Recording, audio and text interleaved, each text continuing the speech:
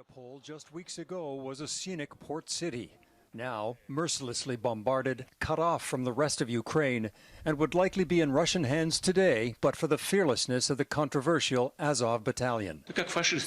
When Russian President Vladimir Putin vowed to denazify and root out fascists in Ukraine, his prime propaganda symbol was the reputation of the Azov regiment. He wants to demonstrate on Russian television captured fighters of Azov battalion. Years ago, Azov began as a volunteer force and was populated with right-wing and racist elements, not trusted by many Ukrainians or the West. But it defended Mariupol in 2014 and was crucial in training Ukrainians to prepare for war in 2022. It was drone images from Azov that showed the world what was happening in Mariupol. And by all accounts, Azov has proved to be a fierce resistance to Russian forces. Ukrainian writer Anton Shikovtsov. Azov today is a highly professional special operations detachment. To stress, not a political organization, not a militia, not a far-right battalion. Russians are focused now on eastern Ukraine and control much of the region.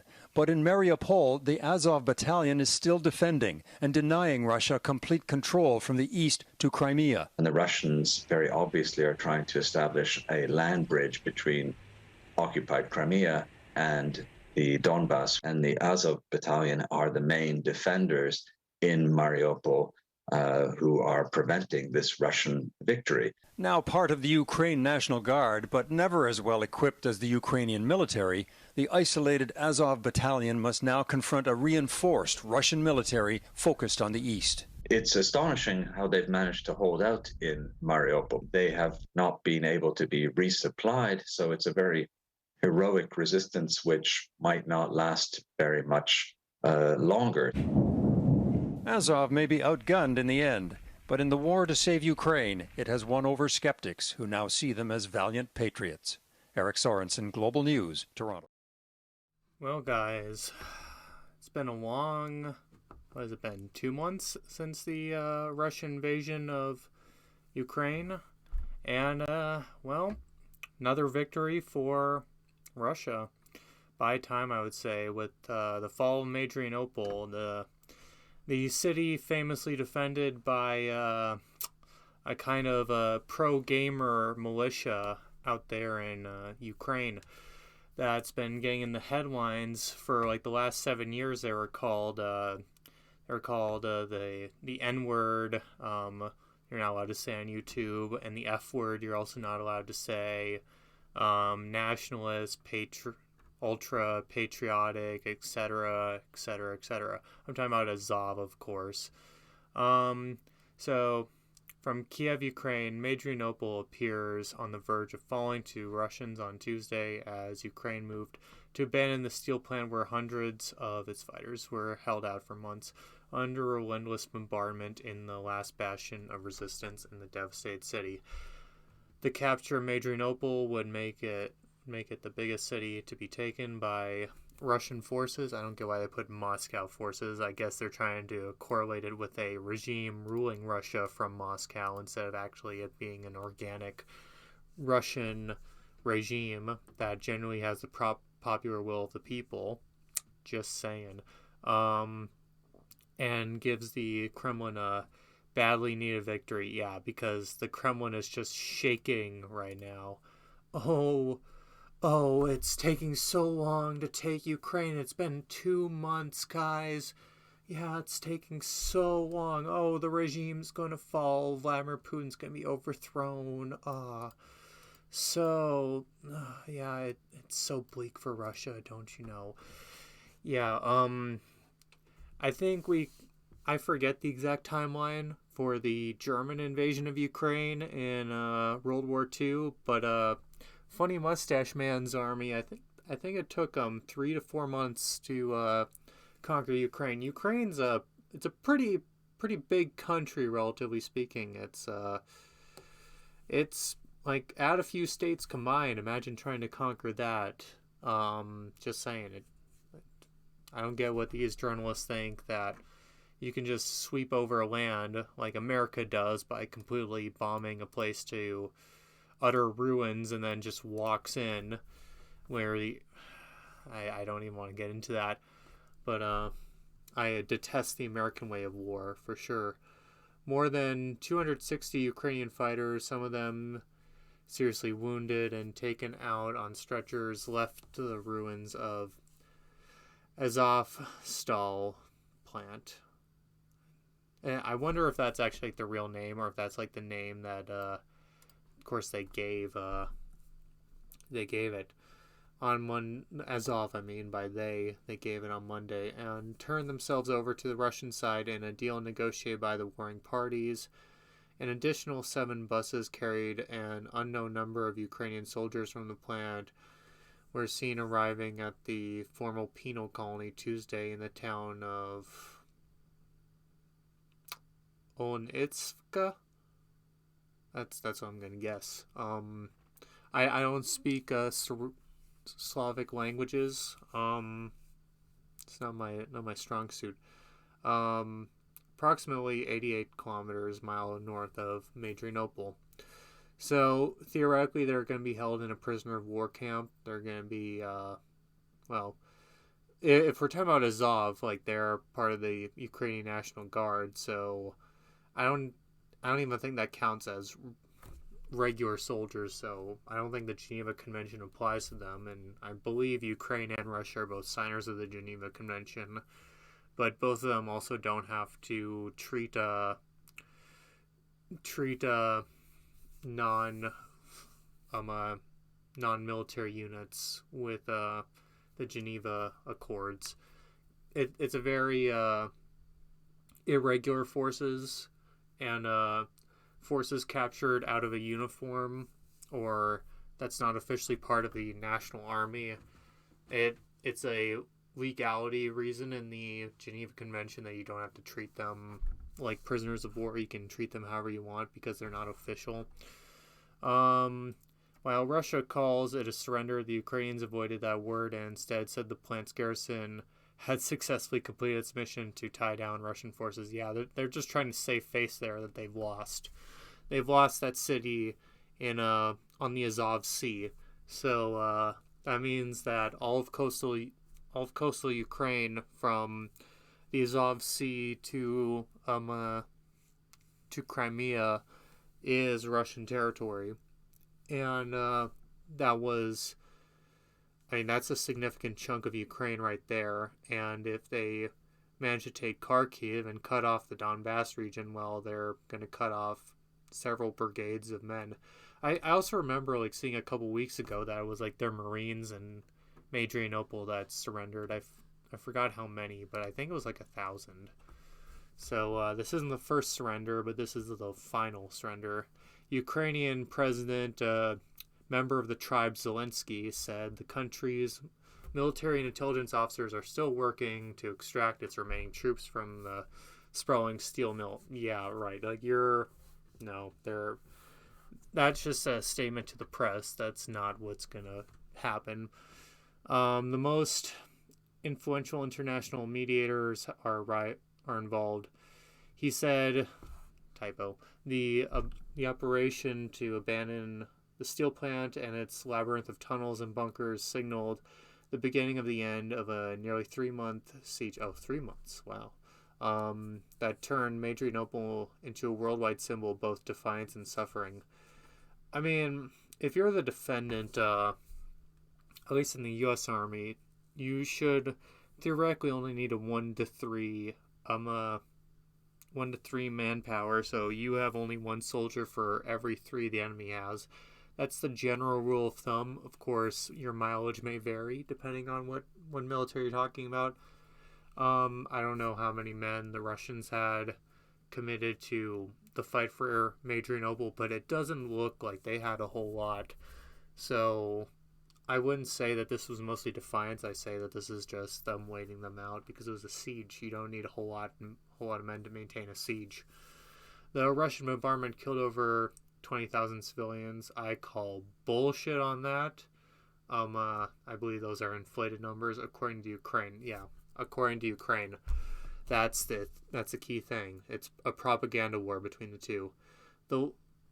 And left the remaining inhabitants, perhaps 1/4 of the southern port cities, pre-war population of 430,000 with little food, water, heat, medicine.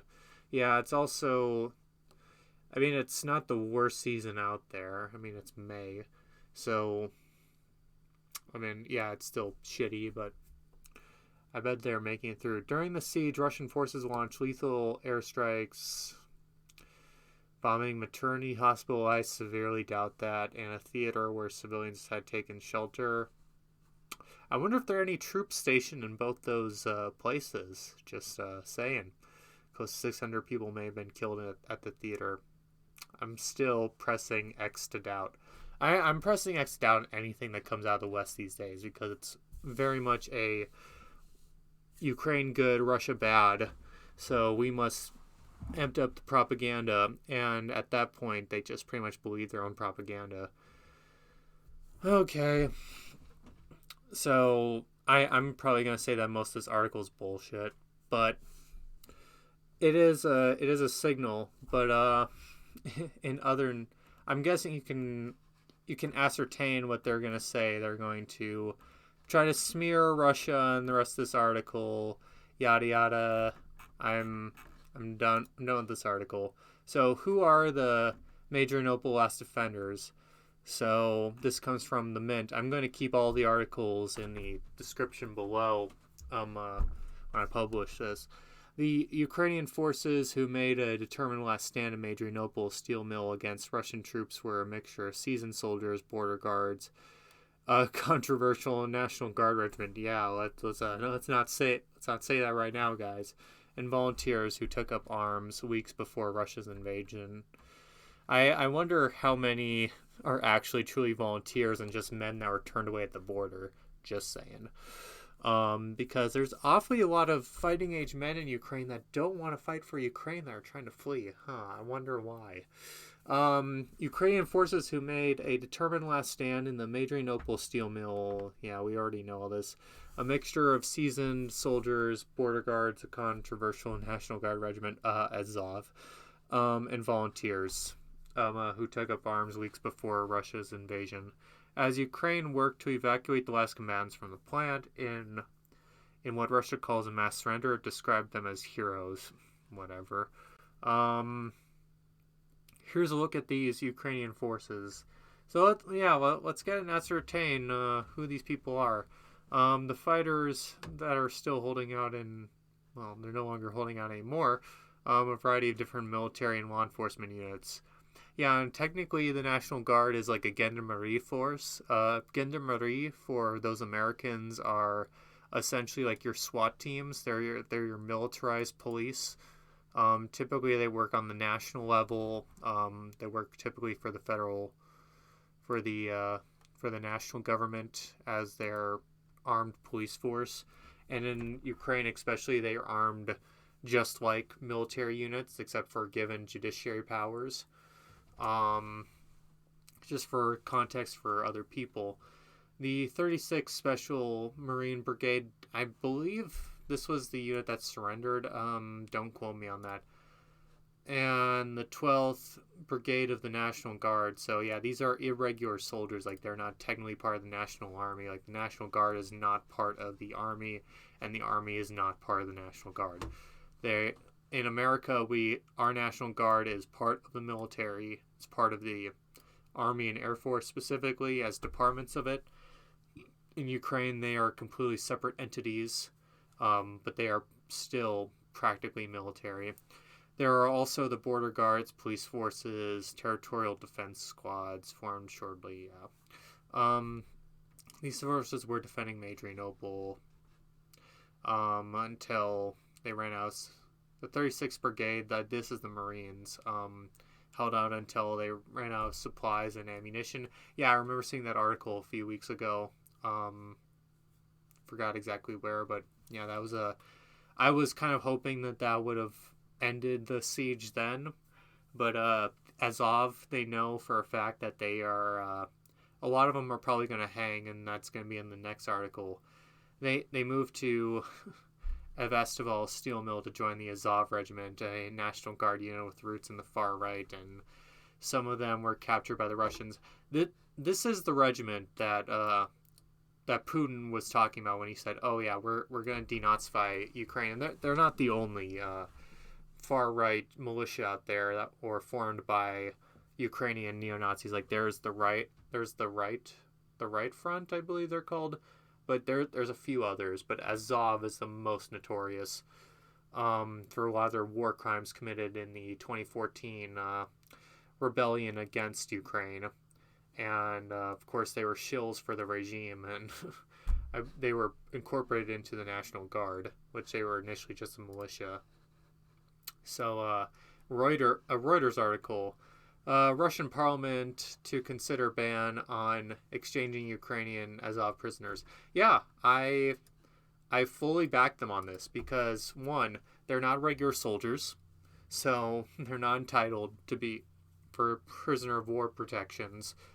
Two, they have a lot of atrocities there, and if you remember from Nuremberg, even though Nuremberg was definitely a weighted trial, and it didn't matter what defense the funny mustache man's regime put up, they were all going to be executed or put in long sentences.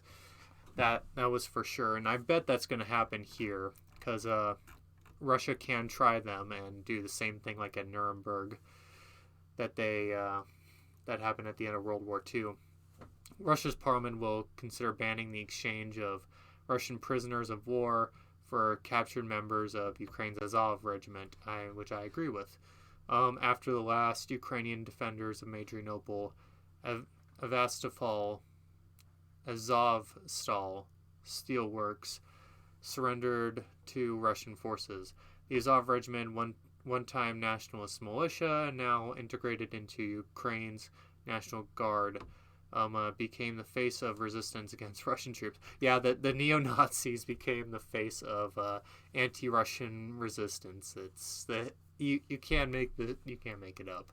But Russia has depicted as the main perpetrators of alleged racial anti-Russian nationalism or even Nazism, which they're not wrong in.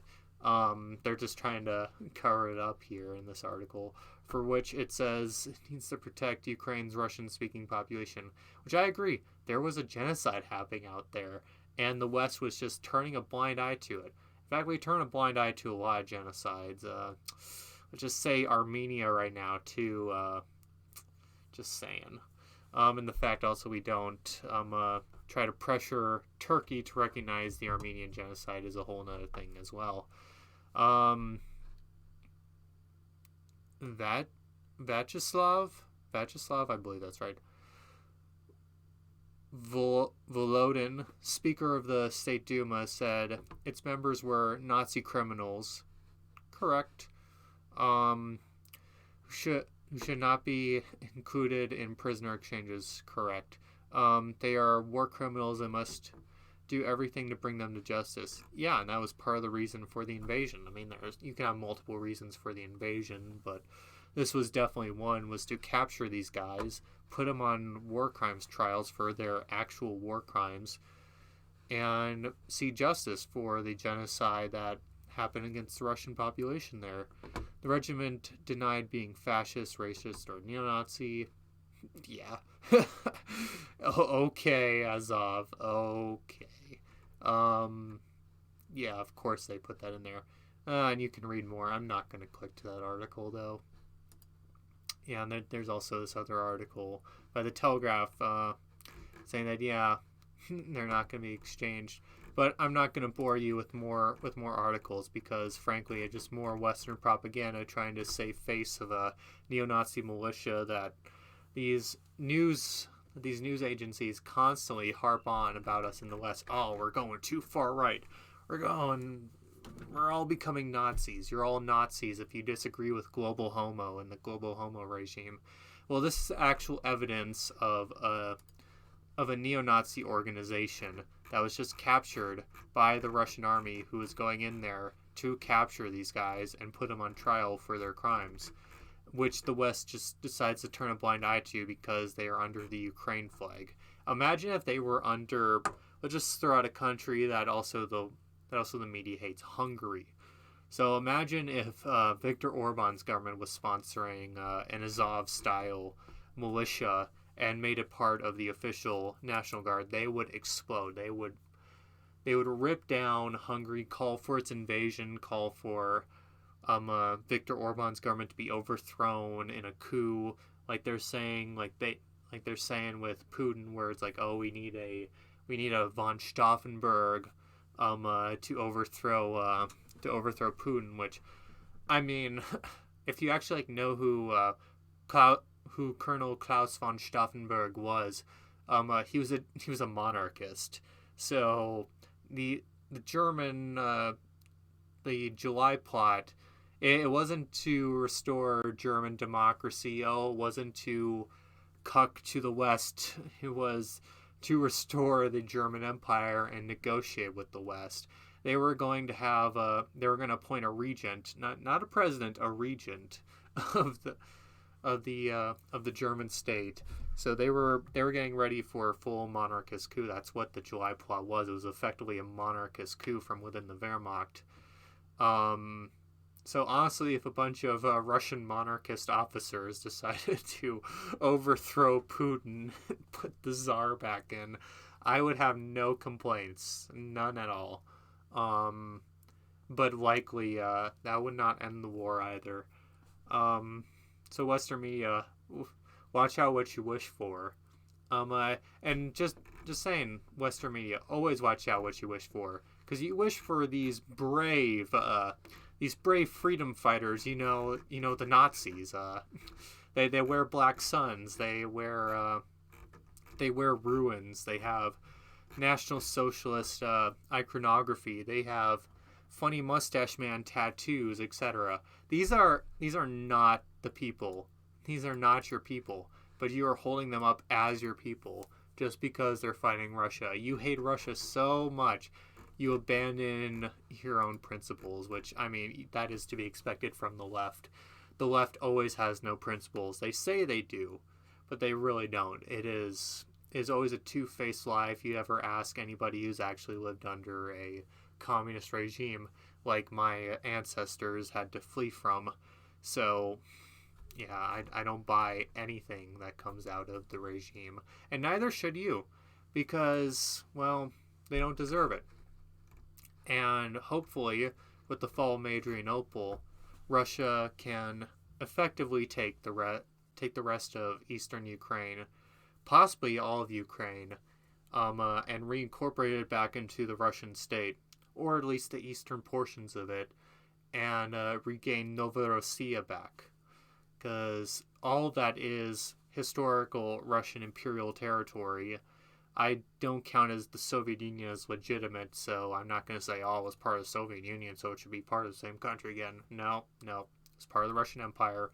Russian Empire was the last legitimate government of Russia, and until its restoration, yeah. But I still will support Putin over Western oligarchs, just saying. Which also is a term you're not allowed to say, Western oligarchs. That's a whole nother video if I ever get around to it. But I know this has kind of been a rambly video, guys, but I thank you for making it this long. I'm just saying there's hope in the world that we can overcome the regime, but you must be able to see through the lies of the Empire of Lies. See through the lies of the Empire of Lies. That's a double entendre. My English is not too good today. But thank you guys for joining me tonight. This is Darth Kilhoun signing off.